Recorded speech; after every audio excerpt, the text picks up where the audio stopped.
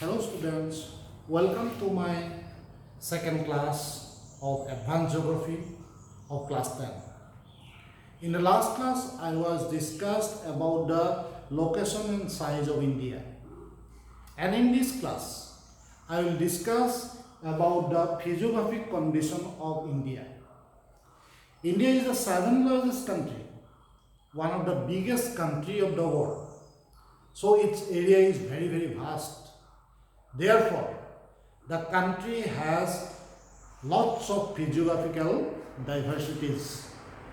Physiographical diversities means physical conditions which are totally different from other countries of the world. India has lots of different types of plain, plateau, mountain, river valley, mountain peaks, coastal plains, islands, lakes, desert, etc. These are known as physiography of India. You see now, 10.7% area is covered by mountains.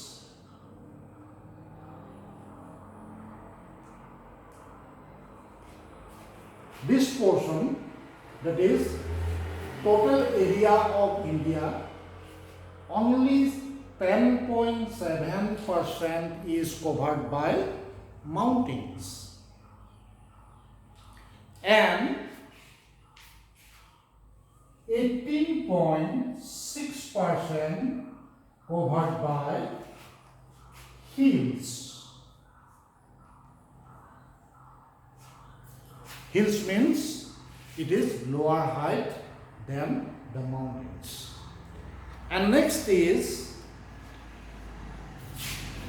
27.7% is covered by plateaus. And last one, 43.3% is covered by plains. It is the simple scenario of our physiography of our country. Highest number of percentage, that is 43.3% of India is covered by plain region. And now you see, first one is mountain, that is 10.7% area of India is covered by mountains. What are those mountains? Those mountains are Himalayas mountains in the north of India, and northeastern part of India. This is known as Himalayas mountain, which is located in the northern border of India between India and China. And other important mountains are found here in South India. That means in the Deccan Plateau. Here is located Western Ghat mountains. Here is located Eastern Ghat mountains. Here is located Satpura mountain. Here is located Vindhya mountain. All these are mountainous regions, which are covered by 10.7% area of our country. And next one is hills, 18.6%. Hills are lower height than the mountains. These are also found in Assam, South Indian part, and on the other hand in different regions of Deccan Plateau and North Indian part. Lots of lower height hills are found all around in India. That is 18.6%. Next is plateau. Plateau, here there These plateaus are particularly found in southern triangular region of India, which is known as Deccan Plateau. This region is known as Deccan Plateau. And another part of Deccan Plateau is found in northeast India. It is in Meghalaya and Karbi Anglong, two districts of Assam. It is the plateau region. Karbi Anglong Plateau, Meghalaya Plateau and Deccan Plateau. It covers 27.7%. And last one, the plain region. What are those plain regions? Plain region is found between Deccan Plateau and Himalayas mountain of north. That is, in this region, it is known as plain region.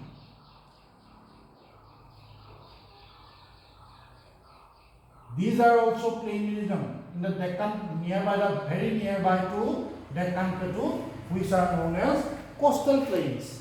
Eastern coastal plains, western coastal plains, Rajasthan plains, Ganga plains, Brahmaputra plain. Here is Brahmaputra plain, and in this region, Barak plain. So, highest number of plain regions found in India, that is 43.3%. Area is covered by plain region. Okay? In this plain region, there are lots of important rivers. That is, main rivers are Ganga and Brahmaputra. And in the very western part, there is a river which is found in Pakistan, that is Indus River. But most of the tributaries of Indus River is located in India. Therefore, river basin of Indus River is also found in India. So, these are the three important rivers which are consisting this northern plain region. Northern plain region consisted by Brahmaputra River, Ganga River, tributaries of Indus River and Barak River, and both coastal plain region. So, we have huge number of, that is 43.3% area of India is covered by plain region, which are created by different rivers. Now, lakes. What are the different types of lakes are found in India? In India, lakes are mainly divided into two types. They are freshwater lakes and saline water lakes. Lakes have two divisions: saline water lakes and freshwater lakes. Saline water lakes are found in particularly Gujarat, Rajasthan and in the coastal areas. And freshwater lakes are generally found in Jammu and Kashmir, and another important Loktok Lake, which is found in the northeastern region, which is located in Manipur. Okay? Important lakes are Ular Lake in Kashmir, Pushkar and Sambar in Rajasthan, Silka in Orissa, Kular and Polikot, Tamil Nadu, and Loktok Lake in Manipur. So, these are the important lakes found in India. And now come to the part of rivers which are found in India. Ganga River is found in this region, and it is Brahmaputra, Mahanadi, Godavari, Krishna, Kaveri, Pennar, and here is Narmada and Tapti. These are the important rivers found in India.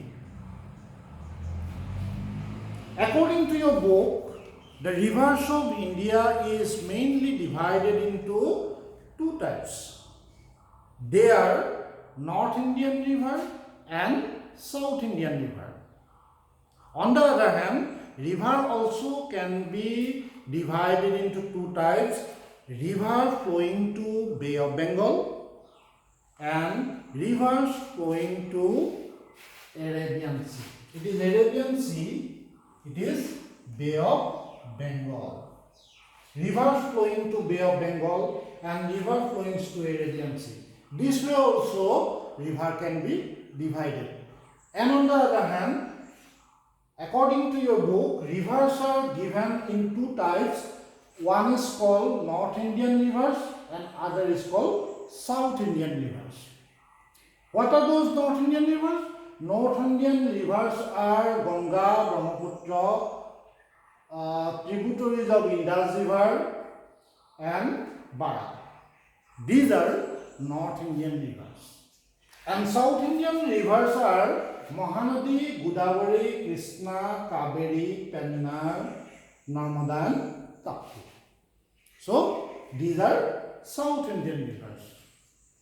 Characteristically, these rivers are completely different from others. That means North Indian rivers and South Indian rivers have lots of differences, which are given in your book, and these are very important for your exam. Distinguish between North Indian rivers and South Indian rivers, or write important characteristics of North Indian river and write important characteristics of South Indian river. These are some important questions for your exam. Now, I will discuss about the distinguish between North Indian rivers and South Indian rivers. I am going through your book now. It is pointedly given in your books. First one is the North Indian rivers have their flow throughout the year as they are coming out from snow-covered high mountains. But the rivers of South India generally originate from mountains and plateaus of comparatively low height, and so they get dried out during winter. Got the point?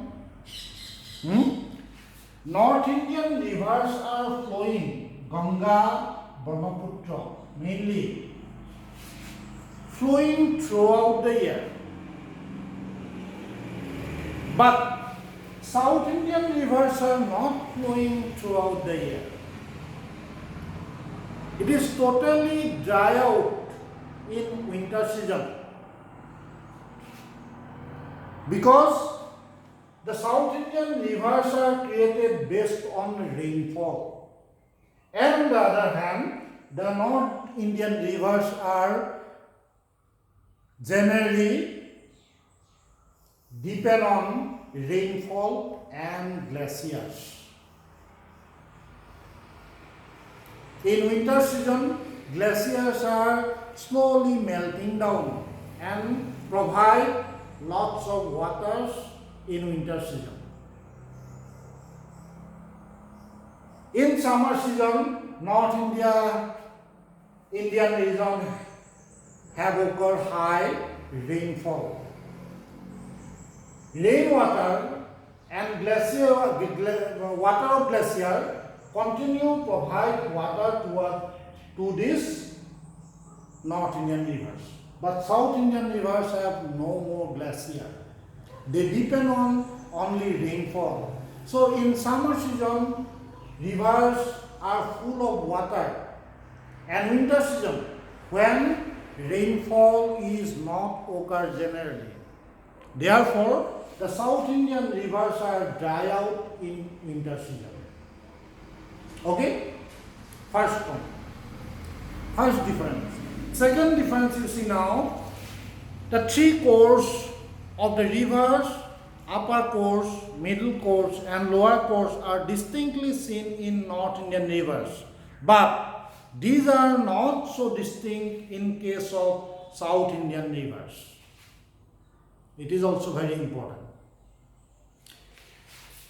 North Indian, a perfect river always must have three courses of river: upper course, middle course and lower course. But those rivers which have no these three courses, it is not called a perfect river. So we say now that South Indian rivers are not perfect, as three courses of river is not found there. But North Indian rivers are perfect, as three courses of river found in this river Brahmaputra and Ganga. Why not found this type of three courses in these Deccan Plateau rivers? Because the rivers are started in mountainous region. The whole Deccan Plateau region is mountainous, hills and mountains. Eastern Ghat, Western Ghat, Vindhya, Satpura, Mahadev, Mahakal, Aravalli, all these mountains are found in this Deccan Plateau. So whole the region is mountainous. Therefore, the rivers of Deccan Plateau have only the upper course, that is mountainous course of river, upper course or mountainous river of river course, mountainous river course. So when the rivers come out from the mountainous region, they directly enter to the Arabian Sea or Bay of Bengal. There is no perfect plain areas found in this region. Therefore, these rivers have only mountainous course or upper course. Hope you got it? Okay? Third one, that is C.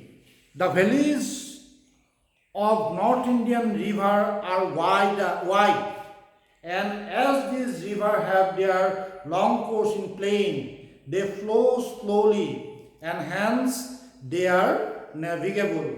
But the rivers of South India are comparatively narrow and rivers are flowing rapidly, hence they are not navigable. Now you see, North Indian rivers are navigable. Navigable means very easy to move boat and ship. But in South Indian rivers, navigation is not suitable throughout the year, because in the winter season they are dry out. And on the other hand, these South Indian rivers are located in the mountainous region. Therefore, currents of the river is very fast, swift flowing. And in this mountainous course of the rivers, lots of waterfalls and rapids. If the waterfalls and rapids are there, then how it can be possible for navigation? Got it? Next, D. Rivers of South India are older and they are flowing in indefinite course over the hard rock of Deccan Plateau. So the rivers do not change their channel frequently, and their floodplains are also narrow. On the other hand, rivers of North India are relatively younger in age, and This change their channel frequently, so their floodplains are also wide. What it called says North Indian rivers are younger. South Indian rivers are very ancient. What means? You have to go to again continental deep theory of Alfred Wegener. You have to remember the Pangaea. You have to remember Angaraland, Gondwanaland. At the time of this pre-Cambrian period, the region was originated, Deccan Plateau. Deccan Plateau is a part of Gondwanaland, very ancient landform. From this period of time, these rivers are originated over this region. That means the rivers are very older. That means they may be occurred in pre-Cambrian period. About the mountains of Himalayas, which is originated from the Tethys Sea. After formation of the Himalayas, the rivers were originated in this region. Rivers are very new. After formation of Himalayas, they were formed. Got it? It is very old landmass.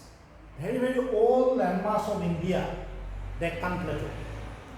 Very ancient period of time it was originated. But in the after formation of Himalayas, the rivers are found, Ganga, Brahmaputra, Indus, this type of rivers are found very recently.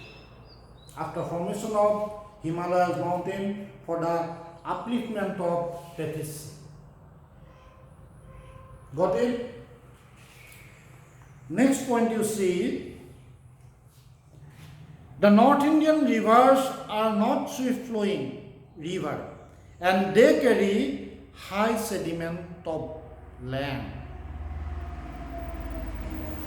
High sediments are found in the rivers of North India because the Himalayas mountain was from sediments of Tethys Sea.